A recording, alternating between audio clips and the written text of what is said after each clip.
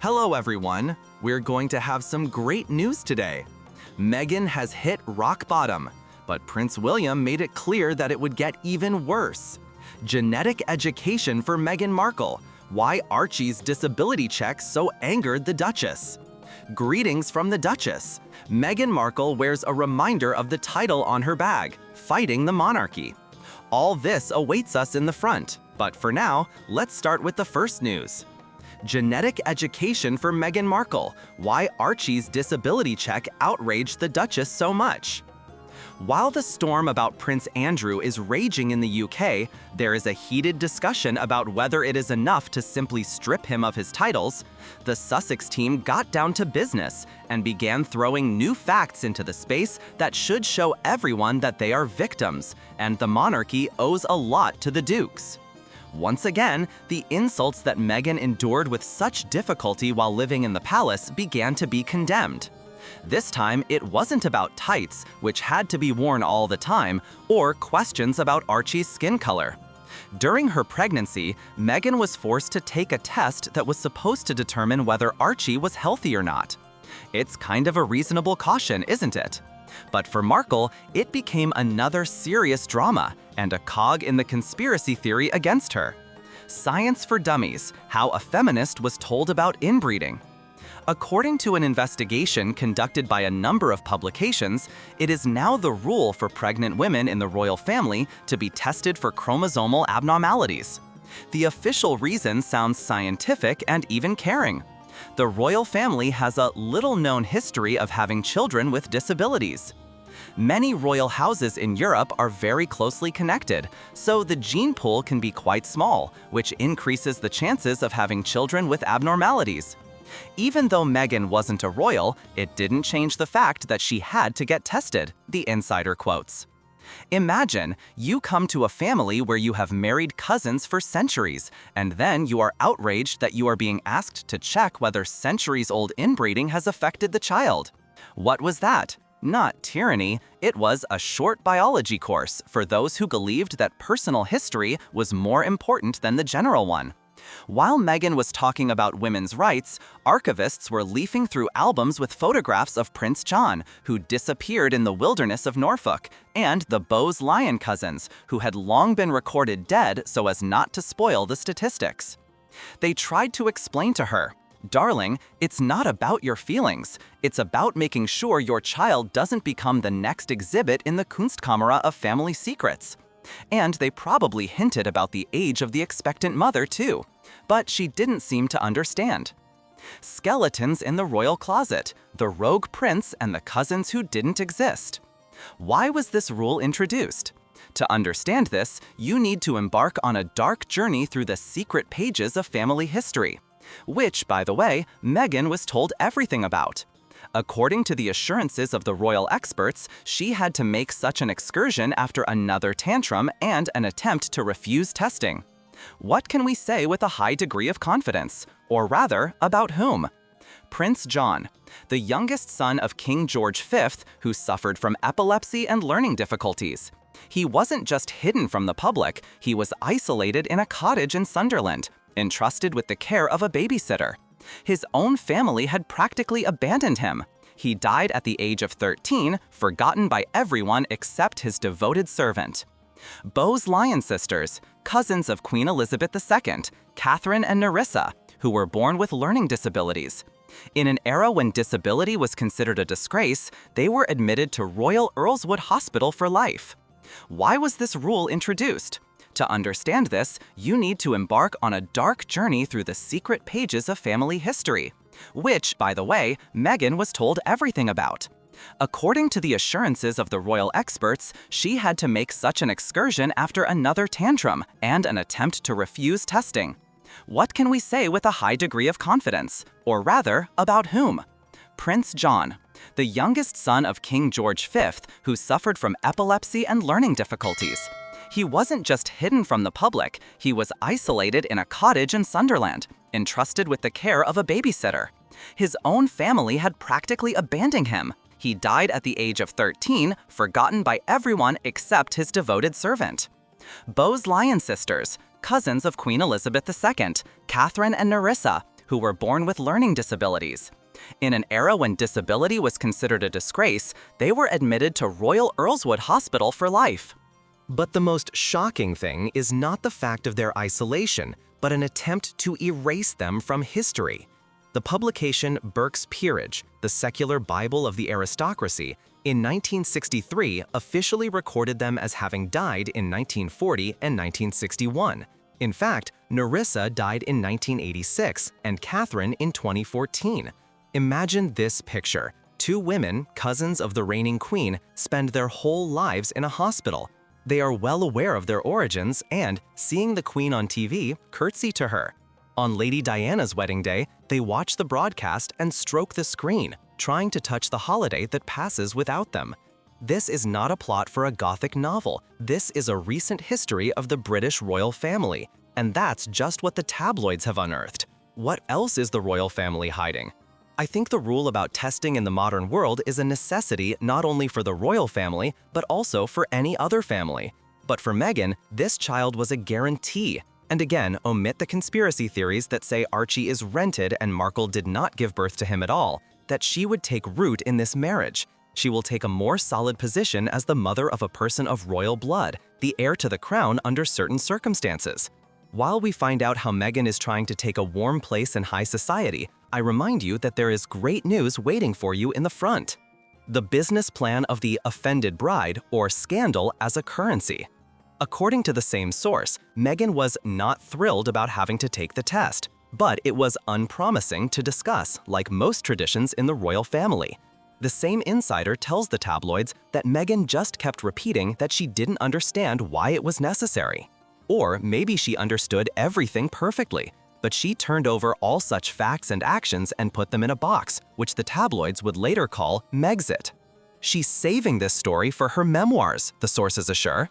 And that's what Meghan Markle is all about. It turns any procedure into a commodity. Prenatal screening? Not a medical necessity, but a future chapter in a book that will overshadow Harry's spare. She joined a family with a charter written in blood and dynastic marriages, and naively believed that her charisma would undo centuries of paranoia. It didn't work out. Either charisma was not enough, or the royal family turned out to be too insensitive to the views of Bambi the Fawn. But this fatal misunderstanding has become her main asset. She is a failed reformer who has turned her own helplessness in front of the system into a brand. The double standard as a profession. Once again, the moral flexibility of our heroine is striking. On the one hand, she talks about stigmatization with pathos. She categorically condemns the facts of hiding people with problems from society and is ready to lay down her husband's life in the struggle for the rights of people with disabilities. On the other hand, the fact that her unborn child could be considered imperfect haunts her like a nightmare. Meghan has everything perfect. A convenient position. Other people's disabilities are a reason to expose the system, and the hypothetical risk of one's own is a personal insult. The failed revolution with the DS monogram. No one, of course, is fooled by these new sufferings in public, except for the most loyal fans. This is not an injury, but a long-term investment. Meghan is not licking her wounds. She catalogs them and prepares them for sale. Each forced procedure is another auction item for her resentment. The disability test is an ideal product. He allows you to play the victim of the system and fastidiously disown the very possibility of a wrong child. Double payoff. You can condemn the monarchy for its dark past while sharing its main fear, the fear of spoiling the blood. It's a great business model. It's just a pity that it's built on children, both the unborn and those who were sent to hospitals 100 years ago, so that people like Meghan can tell with pathos how they almost suffered. And now we come to the main news for today. But the next news is also no less wonderful, so watch to the end. Meghan has hit rock bottom, but Prince William made it clear that it's going to get worse. We're watching in real time as Meghan Markle approaches her most natural incarnation, Kardashian. There have always been signs of this, but now they have increased significantly as celebrities such as Oprah, Gayle, Jay-Z, and Beyoncé, as well as Tyler Perry, seem to be keeping a significant distance from her. The same thing happened to major corporations that once dealt with Meghan, who Spotify turned away from. Their Netflix deal with Harry was downgraded to an unspecified first look agreement. Her short podcast, Confessions of a Female Founder, came to an end, and her As Ever brand, launched only in this year, it already seems to be failing. Meghan, who was recently ridiculed for sporting her gaudy bag with the Duchess of Sussex logo, invited herself to the Balenciaga show in Paris earlier this month, where she immediately posted a video showing her legs in the air as she drives past Diana's tunnel in a limo with a driver. Quite in the spirit of the Kardashians. Tastelessness plus an outrageous effect and a touch of shamelessness is perhaps Meghan's most convincing recipe to date. The latest stunt raises a very real question. Did Meghan film these heartless shots for a potential documentary about Diana for Netflix? After all, 2027 will mark the 30th anniversary of Diana's passing. Perhaps Meghan is currently preparing their commercial for Netflix. And who better than Kris Jenner to guide her through this blatant exploitation? Before moving on to the evidence that Meghan may be in the Kardashian doll phase, let's take a look at what Meghan and Harry might portend over the past few days. The public and official expulsion of Prince Andrew and Sarah Ferguson from royal life and the family itself, as a result of which Andrew and Sarah were forced to give up their titles, apparently took place with the support of Prince William. In the battle between King Charles, known for his steadfastness in avoiding conflict, and the sober, more pragmatic Prince William, William seems to have won. Harry has just received a harsh look at his and Meghan's shameful future under the future King William. In discussions with the king, as well as my immediate and wider family, we have come to the conclusion that the ongoing allegations against me are distracting from the work of His Majesty and the royal family, Andrew said in a statement. My immediate and wider family. Royal expert Hilary Fordwich said there was only one way to interpret this statement. Prince William was the driving force behind this process, and he's right, she said. Prince William is much more attentive to the viability, reputation, and ultimately the existence of the monarchy. Does anyone really think that Prince William, after this prank with Diana, will allow Meghan to keep the royal title? Not to mention any real connection to the British royal family? Of course not. And Harry is back in exile, as the king is the only member of the family willing to reconcile. After the September meeting with his father, a meeting that Prince William reportedly opposed, Harry sabotaged any progress by allegedly sending an official letter to the British Interior Minister requesting a new assessment of threats to his security. After Megxit, the taxpayer-funded protection of the Dukes of Sussex was discontinued. However, Harry does not accept the answer no, even though he lost all 3 hearings and the last appeal in court, which was filed in May. Indeed, it may be embarrassing for the king to put up with a son who continues to fight His Majesty's government. This complicates the situation for the king, a court source said. It won't help matters. We're back where we were. This statement seems to imply that there is nothing the king can do to appease Harry, who clearly cannot be trusted to act in good faith. And conscientiousness is an epithet that no one else applies to Meghan. So why not turn to Kris Jenner, the queen of the dark arts, who can stir up almost any scandal? Why not turn to a matriarch whose daughters have left no shortage of husbands and ex-boyfriends, Lamar Odom, Scott Disick, Chris Humphries, and Kanye West, who are worse off than they were before they were born? The woman who, after her husband moved on from Bruce to Caitlyn Jenner, turned her anger and humiliation into another sought-after reality show. Meghan Markle may have finally found the mom she needs, from the words mom and manager. According to rumors, it was Jenner who turned her daughter Kim Carr's home video, shot when Kim was 23 with her then-boyfriend Ray J, into a media empire. Proof A. Among the first celebrities to receive limited edition first batches of jam from Meghan was Kris Jenner, who posted her jar on social media, surrounded by crumpled, uneven lemons. Jenner was ranked 13th out of 50 recipients. Thank you, she wrote then. The earliest known beginning of this most unholy union dates back to August 2023, when Jenner and her daughter Kim were photographed with Meghan's mother, Doria Ragland, at the 5th annual This Is About Humanity party. Oh, how Meghan loves humanitarian endeavors. 2 months later, The Mirror reported that Jenner was looking forward to welcoming Harry and Meghan into her ranks and into her Hulu show, The Kardashian Family. It's no coincidence that all the Kardashians move in the same circles as Meghan's new circle, the source said at the time. How things have changed. After just 2 years, it seems that Meghan is the one who needs Jenner's help. Obviously, each of her projects, no matter how actively it was positioned as Meghan's true passion or as the most sincere expression of where and who she was, turned into a complete failure. Full list: 40 by 40 Initiative, August 2021.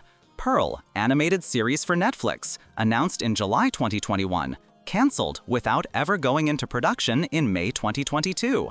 Spotify podcast, Archetypes with Meghan, August 2023 to December 2023. Documentary series, Heart of the Unconquered, filmed with Harry, August 2023. Polo is a Netflix documentary series, filmed with Harry, December 2024. Confessions of a Founding Woman, April 2025 to June 2025. The series With Love Meghan on Netflix, March 2025 to December 2025. In this latest endeavor, Meghan failed to get any real A-list guests, neither Taylor Swift, who reportedly ignored Meghan's written request to appear on her Archetypes podcast, nor Oprah, Gwyneth, or Michelle Obama. As for Meghan's As Ever product line, distributed in conjunction with Netflix, it seems that she was also a loser. In September, the Daily Mail reported that the streaming giant was likely to let leftover merchandise run out along with their merchandising deal. So who better than Kris Jenner to give Meghan another chance at success? Markle has no other influential players left.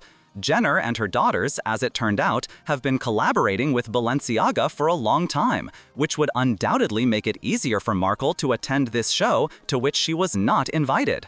If anyone can turn the Markle brand into something marketable, not necessarily respectable, but just commercially successful, then Kris Jenner is probably the only one who can do it. As Khloe Kardashian, another recipient of Meghan's debut jam release, advised at her mother's masterclass in 2022, without a success-oriented mentality, what will you become famous for? If there was a more appropriate question for Meghan herself, I wouldn't have come up with it. Greetings from the Duchess. Meghan Markle wears a title reminder on her bag, fighting the monarchy. What were Meghan and Harry saying when they stood with their belongings at the door from the palace to the free world? It seems that the main condition was not to use titles for commercial purposes and not to poke them in people's noses at all. But if Harry is somehow holding on, then Meghan is no, and she will make a mistake in this sense.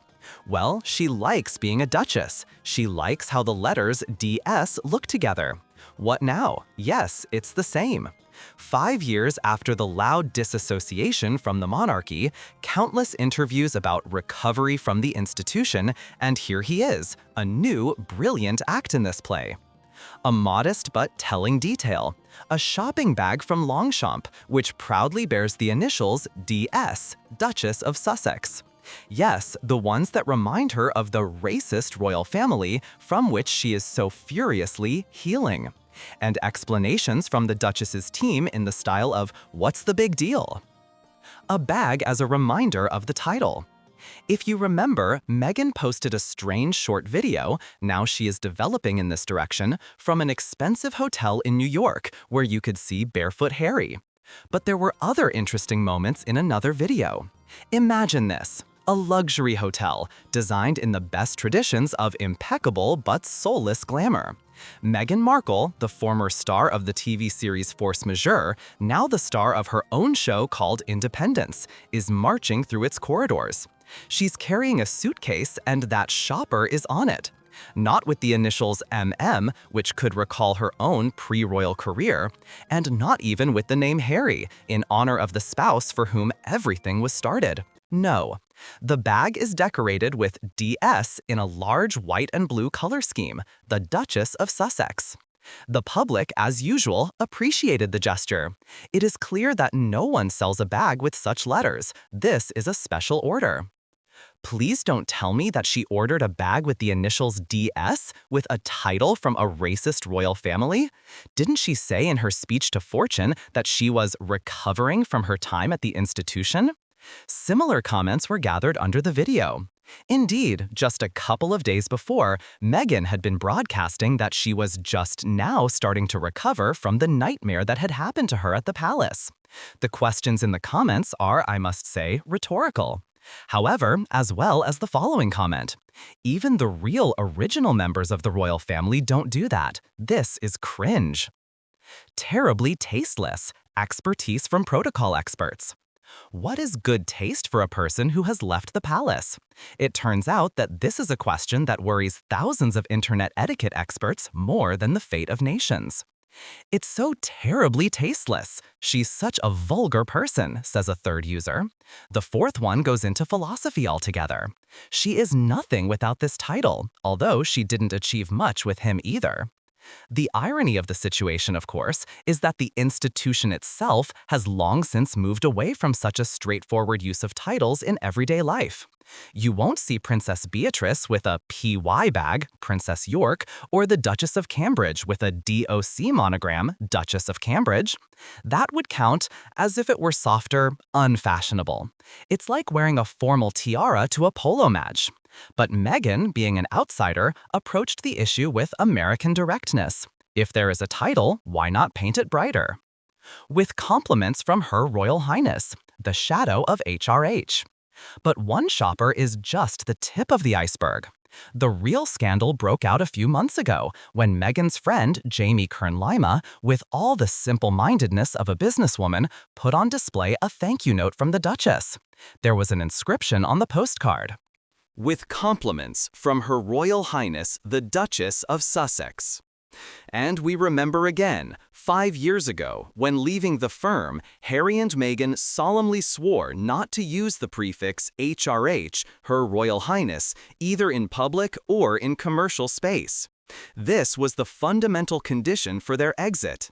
But as it turned out, in private correspondence, in those most intimate moments not for prying eyes, this prohibition apparently does not apply.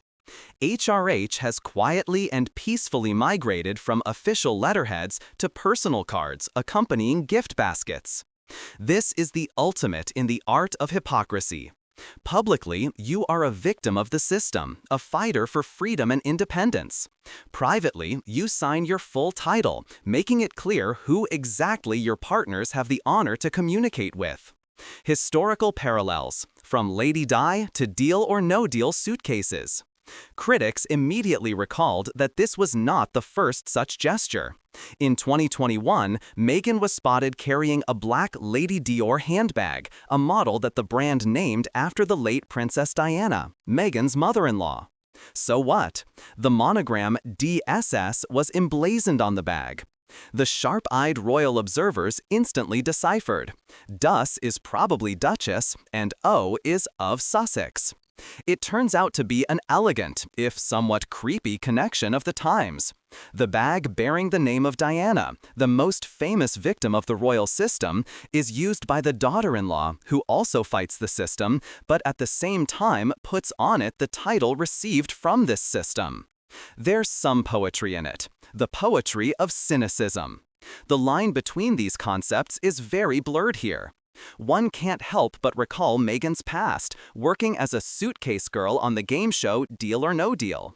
The irony of fate. Back then, she literally carried an accessory behind her as a prop, a symbol of someone else's game. Now she carries the bag as her own manifesto, a symbol of her own big game. Independence with the royal monogram. So what's in front of us? An innocent love of personalized accessories? Then why not MM? Or is it a subtle move, almost ingenious in its hypocrisy? Although, it's not that thin. Do you want to know the arguments of Meghan's defenders? Meghan and Harry have earned the right to dispose of their titles as they wish. They won back their freedom. Like that. Yes, real members of the royal family do not need to prove their status through monograms on shoppers. It is given to them from birth and follows them invisibly, without any embroidery. Meghan, being a self-made woman in the royalty world, has to confirm this, literally, on the fabric, in large blue letters.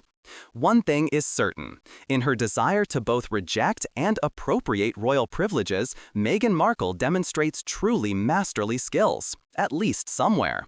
She plays the role of the dissident duchess with such gusto that she doesn't even seem to know where the scene ends and life begins.